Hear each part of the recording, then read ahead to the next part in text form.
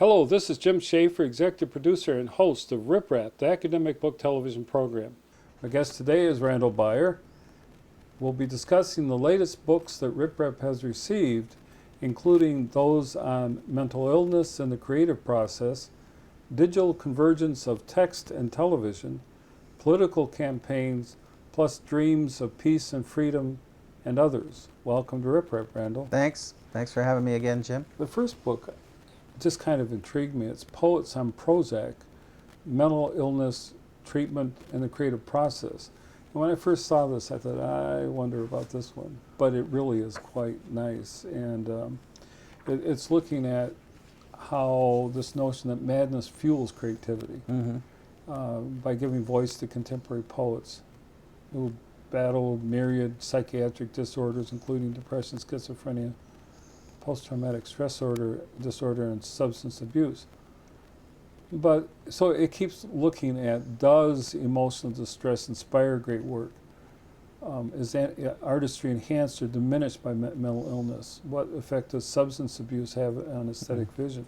And it's really quite interesting. But I ran across this one chapter by Thomas Krampf.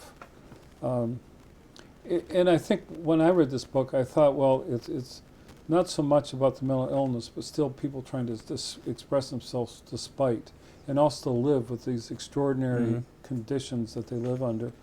So, and he talks about how, in his own personal opinion, he said, I didn't realize I was starting to unplug and be subject to, almost like a volcano, the vast destructive forces of a subterranean psychic energy that we all possess. And one of the interesting stories he talks about is a piece that he wrote in an earlier period of his own writing about the tooth. And he talks about taking his boy to the dentist, and the dentist is strapped into the chair, and then the dentist starts the music playing, grabs the tooth and pulls it out, and then set it on this chrome platter, and the dentist, and then he turned it over, and he said the front was like a molar, but he says, Doc, come here. And he said, it was crawling with people. Whoa! That's, Yeah. Some of them wore knee pants and alpine caps. A man was parading on the edge of the cavity with a tuba. He says, Doc, don't you think this is a bit unusual? And the doc says, not at all. It happens every day. And so then the doc talks about how, he says, well, there's this other tooth that, he had in this group, and he's to the showcase. And so he shows one of them and shakes it, and he says, the doc says, this one's my favorite. And he says, no kidding. And little oriental heads start popping out all over. Apparently they've been sleeping. He said, I followed the walk of a girl in a kimono. She turned and looked at me over her umbrella. She's good looking, indeed she is. And the doc put the tooth back in the showcase. Well, obviously this is kind of off the wall, but on the other hand, as we were shown in The Beautiful Mind, people who have mental perception issues, this is reality for them. Yeah, it's hard. It's very hard to perceive if we don't really think that way. He talks about how he began to find out ways to live in his dream world with, as he said, his strange and uncanny abilities of prediction. So they're using Prozac as just kind of a term in the title. I mean, well, no, it there's some people who are on medication. Yeah. But the medication itself is not an answer, that there's something deeper going on. And I think this whole thing that I found fascinating about, well, what is meaning? What is it when we're expressing ourselves? What is our cognitive awareness? And so there's all these different people talking about. The author, Richard Berlin, the editor, I should say, is a physician and a poet. And I find that fascinating too. And his poems have won awards. So I thought, and he's an author of 60 scientific papers, so he brings this unique perspective. It's remarkable. To look at about this issue. And this Chase Twitchell, for example, says, now middle-aged and on a mentally even keel, I am far less distressed by the way the drugs I must take affect my consciousness. It sounds like it's compared in a way to a muscle relaxant, which gives your muscles time to stop tensing Right. so that healing can actually happen. If you've had a muscle injury, that your body is just so tense, and it seems like this is the way Prozac seems to affect your mind or your composure or whatever, that you're actually then allowed to Well, go. This other person, Andrew Hudgkins, talks about the question, of course, is how does one think about the effects of a drug with a consciousness that's been changed by the drug? Yeah. That gets Yeah, to be pretty difficult. It's very typical. Well, it's typical of one issue with taking drugs, whether they be beneficial or affecting you abnormally, Yeah. is that at a certain level you don't know the effect that they're having on you. You just things as irritability or euphoria, or, well, euphoria might be pretty obvious, but it's sort of normal everyday things. After a while, you don't realize that the drug is making that feeling occur. Well, this Andrew Hudgkins says if, in taking the drug, he had begun to write very differently, he said, I'd be more concerned than I am. If my behavior changed in ways that those around me were clearly unhappy with, that would trouble him. But he says, it seems like my consciousness is wholly mine, and things about me that had seemed crazy have ameliorated. So he says, it doesn't seem different, it actually seems better. Yeah. And, and there's been research about the dangers of taking some of these drugs. But I find this interesting. We live our lives judging our consciousnesses with those same evolving and sometimes volatile consciousnesses. And every yardstick I know, internal and external, tells me I'm doing better. So I find, well, if they can find some degree of peace and serenity and focus, and it means taking medication, then, that's quite nice and helpful. But it's a very creative book, really, where this one chapter is down the tracks, Bruce Springsteen sang to me. And it's that same thing about perception. The author, Lisa Porter, talks about how she was sitting in her 1969 Camaro. She says a girl car, white, with cracked vinyl top and a dented back bumper. The first material thing I got of my violent first marriage. So she's talking about, living through that experience.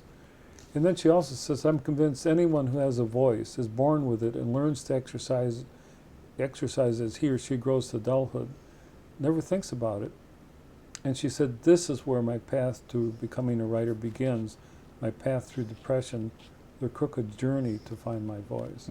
So I mean, this whole thing with meaning and expression, and it really is quite nice. And I didn't know what to think about this book when I first got it, but sometimes when you have someone that is like Berlin who has a foot in both worlds, it can work. Yeah, interesting. So the next book we have is the closed captioning. Yeah. This is very interesting because I didn't.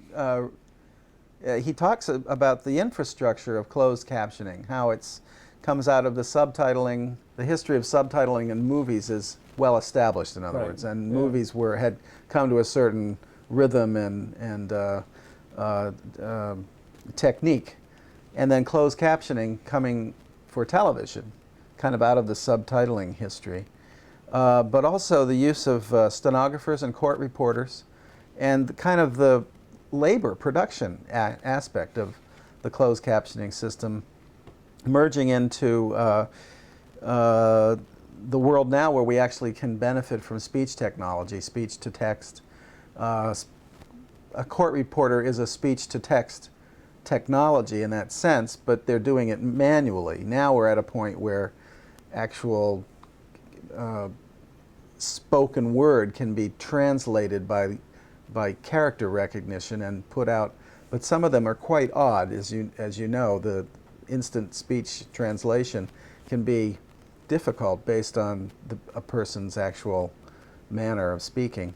And there are still transcription issues, but in terms of just knowing how to spell, things of this nature, basic stenography, capture systems in terms of speed writing and things of that nature. It's a really fascinating book. This aspect of text and technology. It's also an example of evolution of technology, because what you're quite correct. And earlier we saw subtitles on movies, and it was usually a movie or a cinema that was in another language. Yeah. And so the subtitles gave you access Right. to it. This has changed to like as it happens. It's a serendipitous kind of Yes, right. factor. Whereas in the subtitle you had So time the to think about subtitles, it. you had time to actually Yeah. create them as titles. Yeah. Now it's in the moment. Yeah, that's a good point. Actually, with movies, it's more sort of classical translation, textual bias. In other words, going from French or German accurately into English, and the frame was what limited your perception. You couldn't have an elaborate translation. You had to very quickly capture meaning in that translation. I've lost my point for a second. Well, there's even a simultaneous thing going on, which is yeah, that's what I the was moment. thinking of exactly. Yeah, It's a much quicker. But exactly, you had time to prepare in the movie. Now it's off the cuff, right there. You're either typing Yeah. in or there's a technology behind it.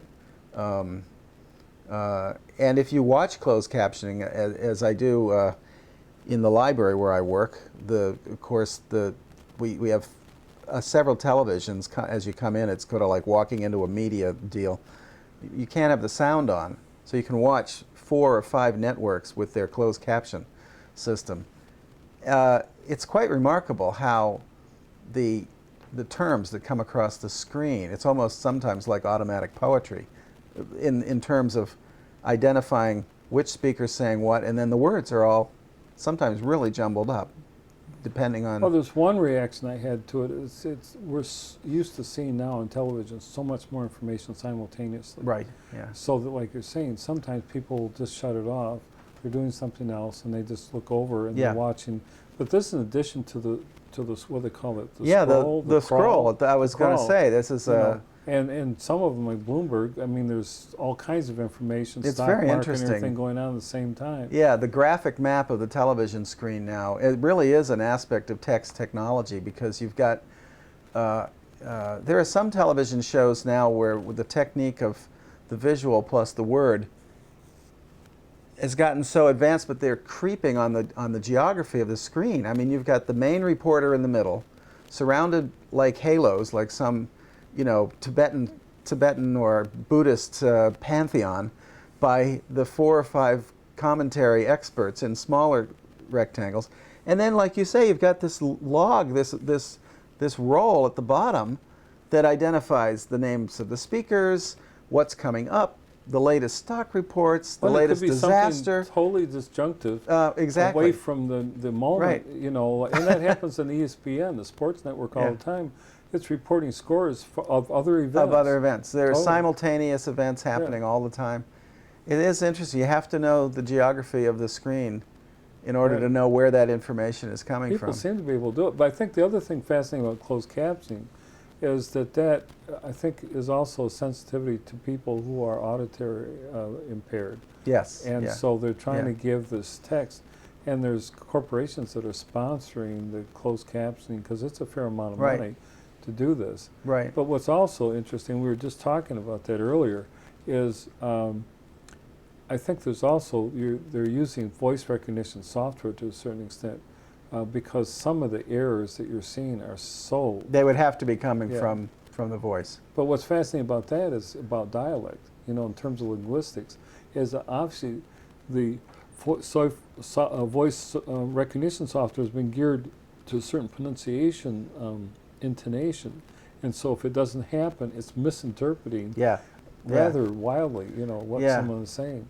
The other aspect of this the chapter in here, where I think Gregory Downey talks about this issue, is that because of subtitling having the ability to do it post-production, I guess is the way to put it, it's really hard in live discussion. Let's say a reporter on screen interviewing somebody who may not even be on screen. They might be like a telephone interview. but it's live. It's in a massive amount of language that is being transcribed onto the screen. Sometimes scrolls off so fast that you really can't, quote unquote, hear what the person's saying. Whereas with the subtitle, the whole game is to be as efficient as possible to capture that written language.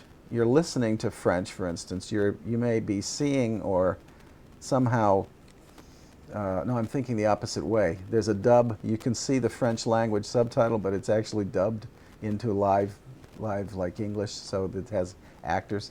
I mean, it's a different kind of convergence in that way, and he's addressing this concept of convergence in this book. Well, I think there's an expectation that starts happening where people now expect the closed caption as a matter of course. That right. Of course, it'd be closed captioning. Right. It's a rather new aspect to this extent.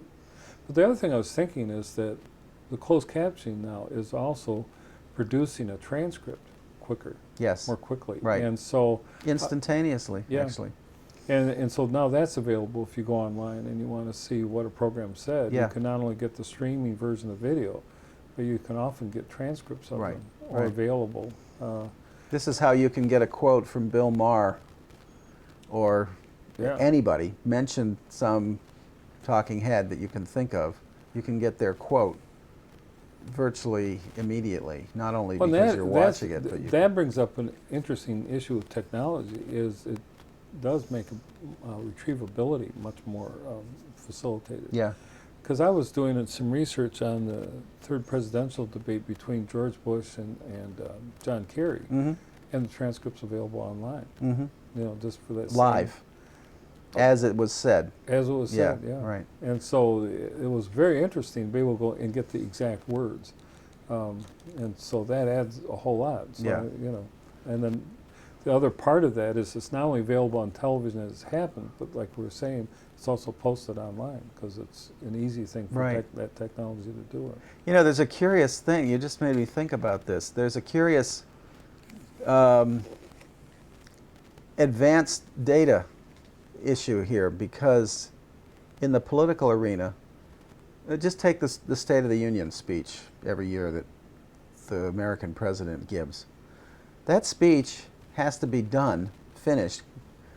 I know they're probably fixing it just before they go live, but basically everybody has a copy of it, you know, the day before. It has a deadline, like print production, like a newspaper article. All the pundits have a copy. The copy of record comes out of a print copy, and yet it's a live speech. And the analysis that they're preparing is practically pre-delivered in a television studio before the speech is completed. Well, and there's instances when the media commentators got pretty upset when the people deviated. When they from deviate. The set yeah, remark. this is a really interesting facet of this, you know, I remember convergence. one instance when President Bill Clinton did that, and would they go were off the just cuff, furious because he launched into this other thing, and the speech went longer, and everybody was upset about that. Oh yeah, this is the other thing. They want to control time. The media, you know, it's interesting when the subject, you know, the president in this case, Bill Clinton, goes off the cuff and actually speaks extemporaneously, and lo and behold, everybody's flabbergasted. They don't know how to kind of like deal with it in a certain way. But it also creates this dynamic that if the closed captioning and other technology aids like that don't exist, everyone's upset. Yeah. Because it builds this expectation. Well, of course it's there, and then not understanding it's how going to much be made effort permanent that it takes to have that linked up and have that it layer. Working. Yeah.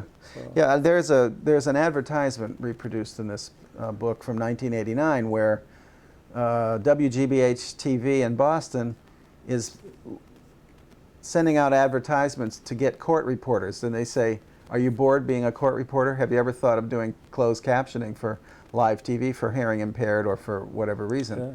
And that the thrust is put your skills in another area, you know, the excitement of media or whatever, live reporting. And the title here is stenography. I mean, it's about the labor production, and it also, I should mention that it also touches on the gender aspect of this as well, sort of the history of of textual creation, text creation, as women's labor force and things of that nature. So it touches on a lot of Well, the one other comment points. that I've got about it is there's never a byline for whoever's doing it. It's very true. We don't even Right. know whether it was machine generated or Right. person generated. Yeah. And I find that kind of curious. Maybe it's in the credits at the end of the evening's It broadcast. could be, but I've seen never it. noticed it. Yeah, And it's a I've good kind point. of looked for it. The missing labor Authorship, production, right? Yeah, right, because it still is a type of authoring. right. That you're representing something. And Well, how it's it true is. in the sense that you're trying to be as accurate as possible, Yeah. but your hand is still involved in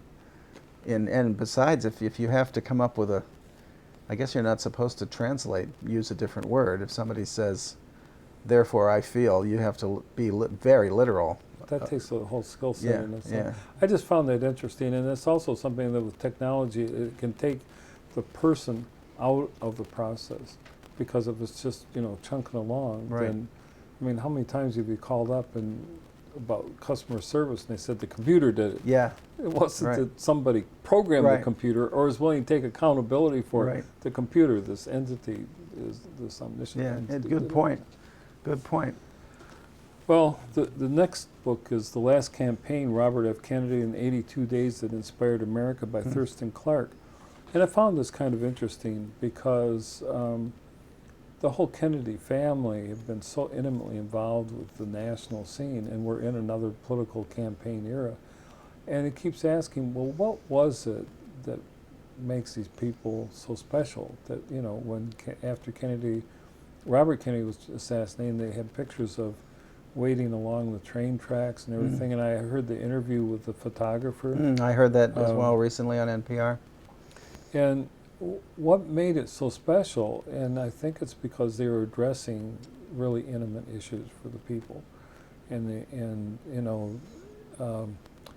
He said that he was risking his life to ask Americans to help him reclaim the generous impulses that are the soul of this nation. So I think that's what it was, and I found it interesting to, go back and take another look at this. And this is quite a well-researched book, on the various events in his life. I mean, it's a curious guy. He was the brother of John Kennedy, but he was also Attorney General. He went from being Attorney General and someone that people were not terribly fond of, Yeah. to being able to stir crowds and, as it says, move even the most hard-bitten of journalists. Mm-hmm. Mm-hmm.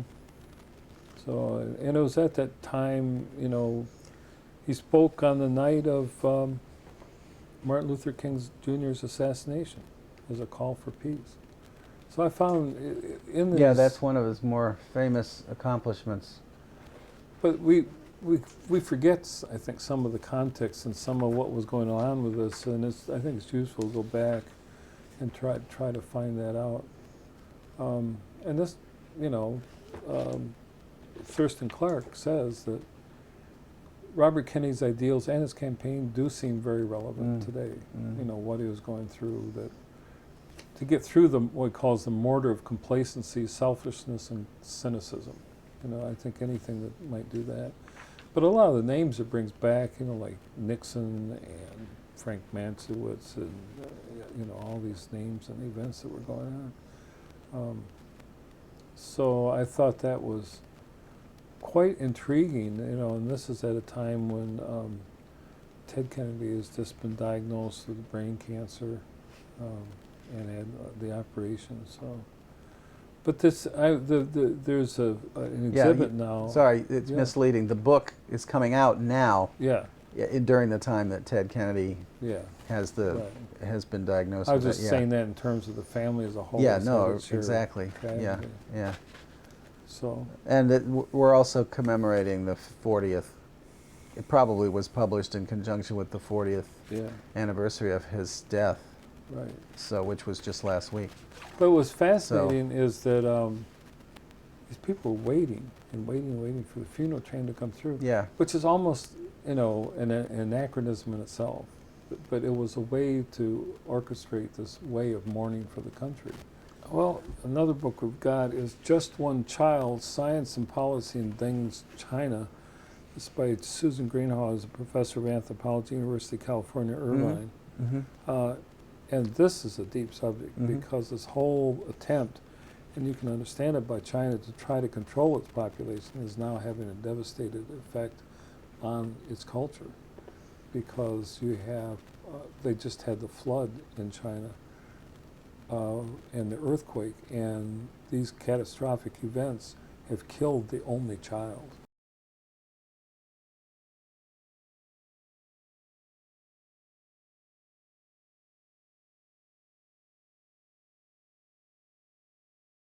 Our final. Your paean to France, with your love of That's France, right. I see the Eiffel Tower is on this.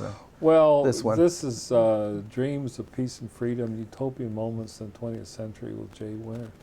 And I thought, well, you know, there's still hope for utopia. I mean, I think it's useful because in these days, when people are getting terribly depressed, I think it's useful to think about what could be or should be. Yeah, and I'm talking about how utopia is a term coined by Thomas More, the 16th century English divine and statesman. What's interesting, and he points this out, the term means no place, not to be found on the map. It exists, but we just haven't found it An yet. ideal. And I thought Shangri-La, that is kind of nice. Yeah. You know, and then he talks about minor utopias, that maybe it's not so much the ultimate, but finding some moment. And then the other thing I like is he talks about languages of social transformation and critical distance. So this book is... It's more a philosophical kind of look at... Yeah, and it talks about starting 1900, the face of humanity and visions of peace, and then works on through 1968 and 1948, you know, the different attempts to come to grips with it, and then 1992, global citizenship. And then he has the epilogue, an alternate history of the 20th century. What a question. Why is this century worse than those that have gone before? The 21st or the 20th? And that's from a poem by Anna Akhmatova about the 20th century, the century of total war. So I think part of this is, okay, so all this has happened, but maybe it's useful to reflect on what could happen and to remind ourselves this isn't the end of the story, that the visions of men and women who dared to think differently, break with convention, speculate about the unlikely and search for a better way, are intrinsically worth recalling. And taken together, these 6 moments, he says, of possibility, form an important and at times neglected facet of recent history. So I think this whole thing is that in this time when it seems like we're totally obsessed with, or we're totally constrained by all these things happening, that there is another way to doing it. So we've got another program done for RIPIT. Wrapped up. Yeah, you're welcome. This was very stimulating. Thanks for having me again. Thank you.